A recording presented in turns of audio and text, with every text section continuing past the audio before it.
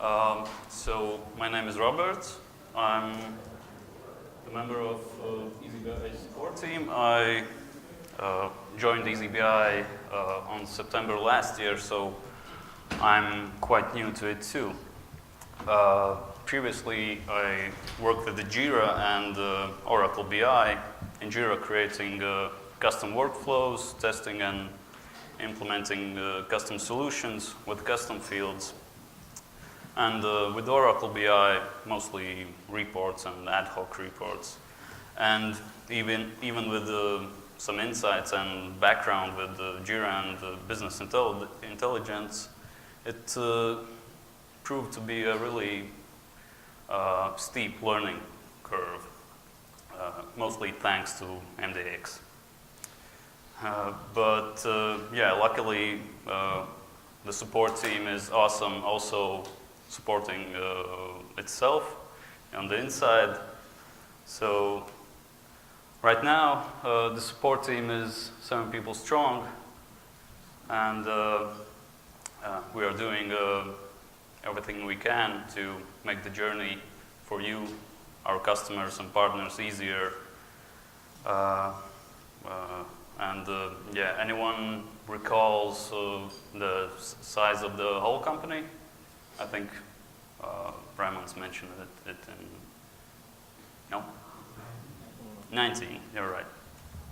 And this is how it would look in a stacked bar chart. It's not a pie chart with Yanis's, but this serves a little different purpose, so bear with me.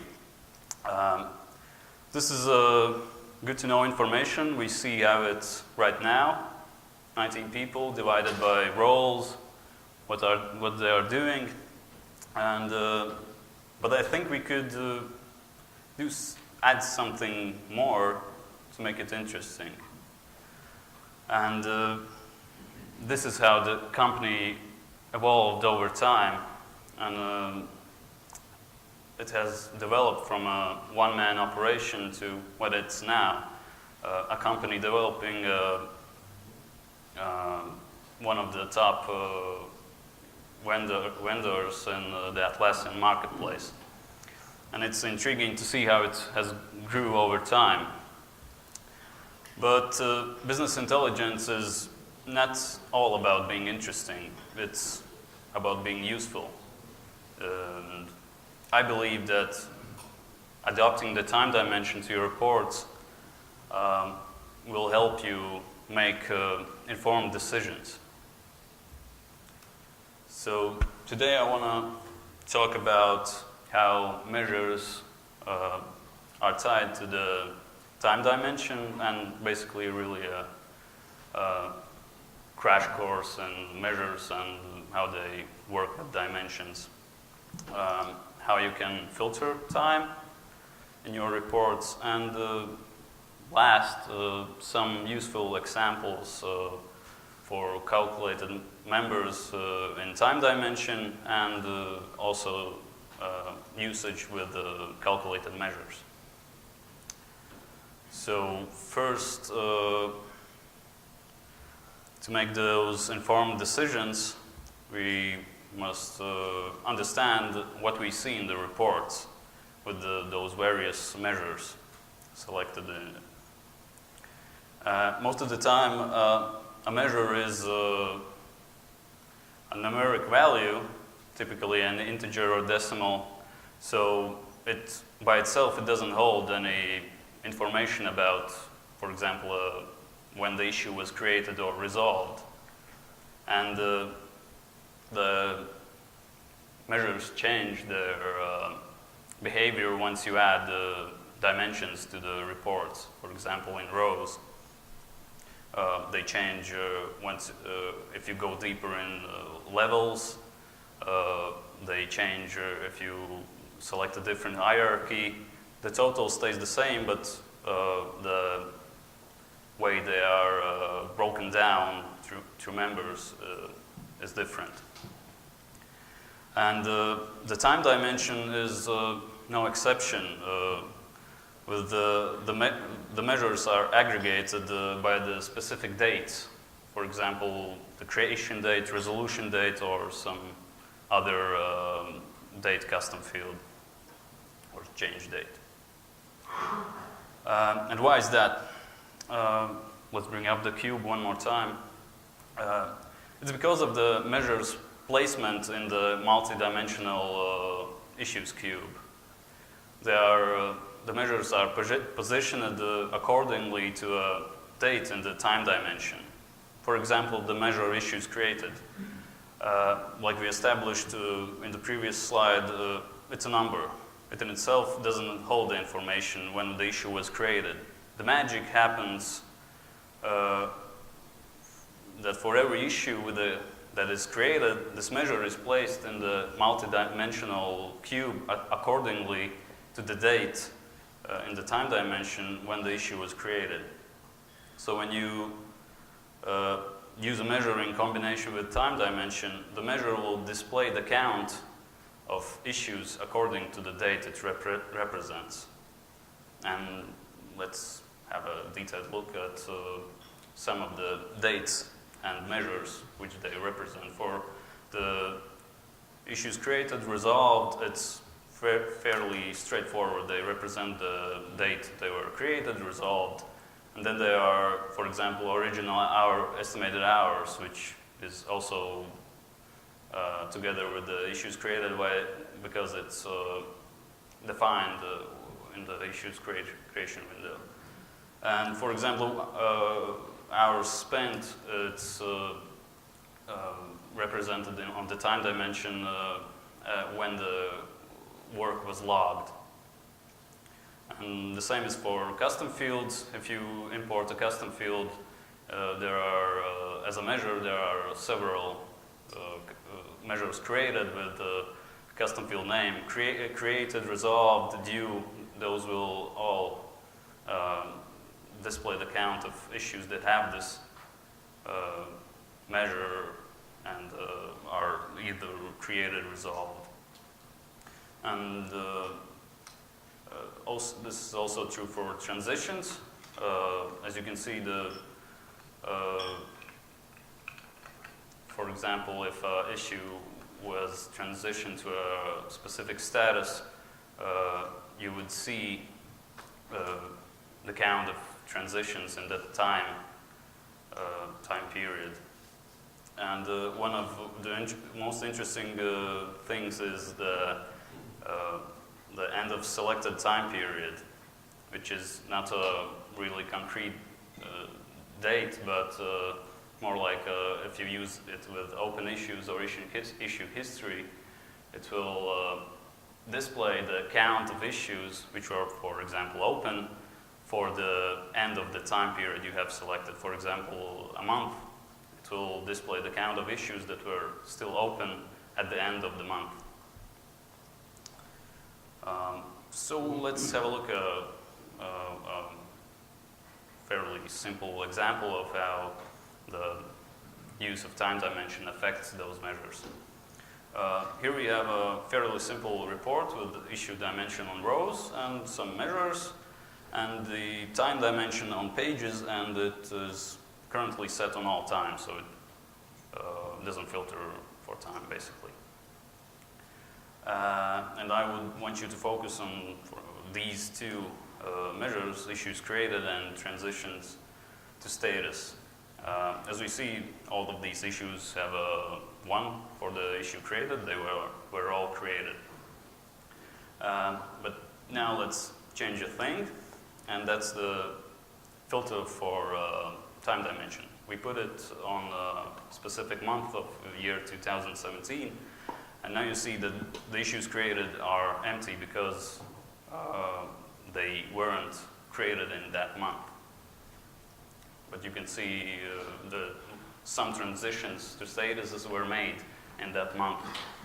And also, the original estimated hours that was also tied to the issue creation date is also empty because of they weren't created in that month. So, that was a short introduction. So let's maybe build more on those page filters I just mentioned. And let's let's move on to the filtering with time dimension. The pages filter is a fairly easy and fast way to move through time. And I could show you a fast, really easy way how to set it up. You can select a time level in rows and then add it again to the pages and then run through years which you are interested in and display the information that's relevant. One other way to filter time dimension is if you have it in rows, use filtering time on rows with exact or relative dates. With exact dates, it would be the same as with the pages, for example. We could display information that's the current year, or use a more, for me it's more useful, the filtering for data ranges with relative dates that displays the data dynamically. For example, 2 months ago and today. You don't have to adjust the filter every time. That's pretty close to something that we can do also with the calculated members. Let's have a small recap of the filtering on rows. For exact dates, you can use a year, define a month and a year, or even a hard-coded date. And for relative dates, those are pretty clear today, 1 day ago, if you want to move in the past. And you can also use 1 month ago or 30 days from now. And now for dessert, if any of you didn't get some MDX calculations. So calculated members in time dimension to, for example, to display a desired time period. One of the most used calculations is, for example, the current month. If you want to see members see data that's relevant only to the current month, you can use a fairly simple calculation that uses the current date member, which gets the current date and then limits it. From the current date, it gets the time month level member to use in the calculation. And report, it could look like this. This example, it is expanded in rows to see all the days, all the dates. It also can be used in pages filter to somehow limit the data you want to display. The close brother of it is the previous month.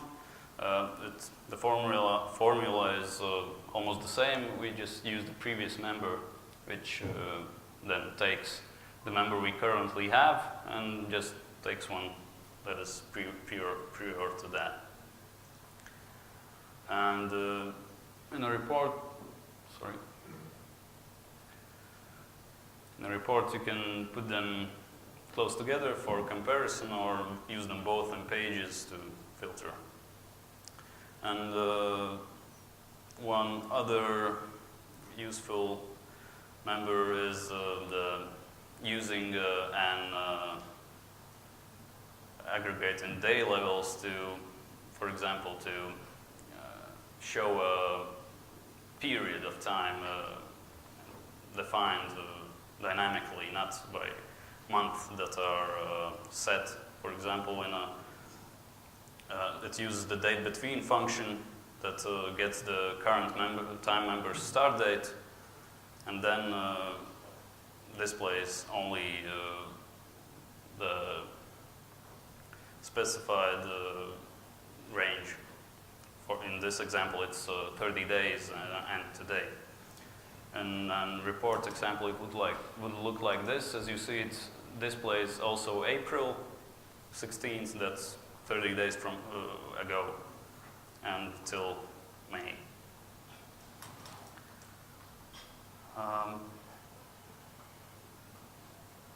And the icing on top would be calculated measures with time dimension.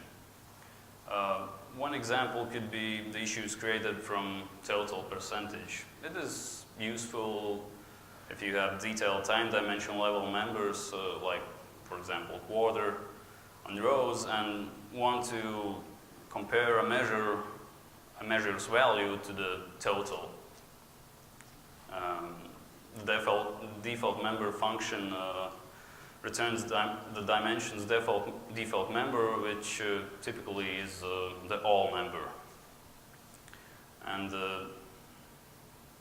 just like in the example with the calculated member and the time dimension, the previous member is used to, sorry, not previous member. It's, I jumped over to the issues created in previous periods. It's useful to display information, to compare data you have today to the data you had, for example, a month or a quarter ago. So you can see where you're at, or are you meeting those KPIs from how you stack up to the previous period. And as I already jumped forward, the calculated member, previous member is used here. And this is how it would look like in a report. The percentages displayed here, and as you see,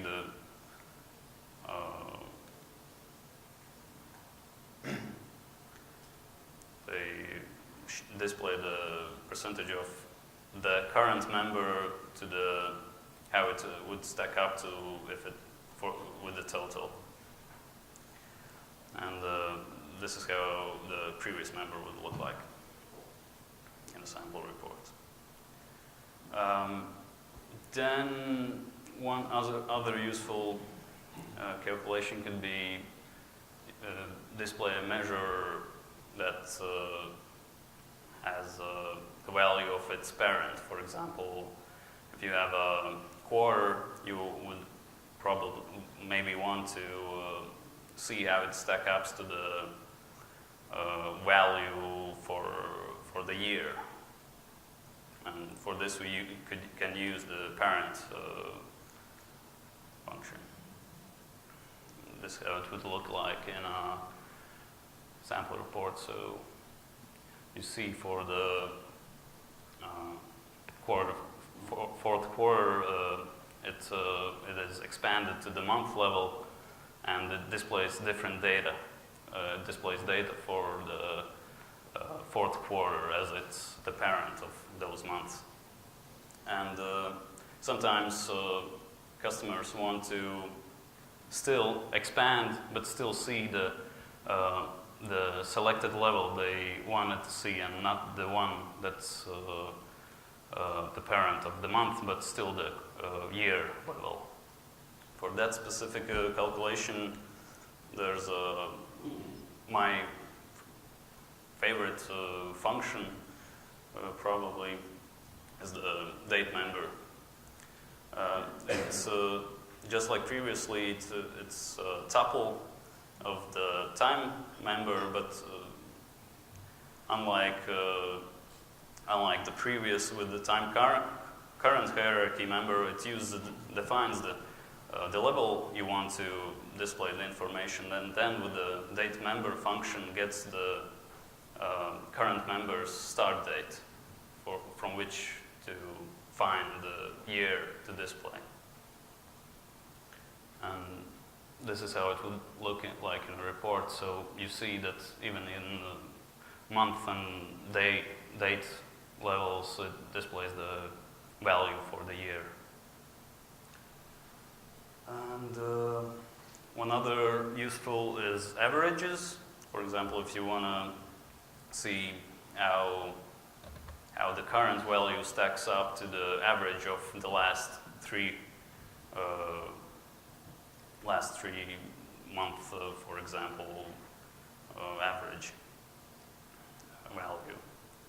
For that, we can use the last periods function, and then you define the periods you want to see. That's the number 3, and the current time hierarchy member.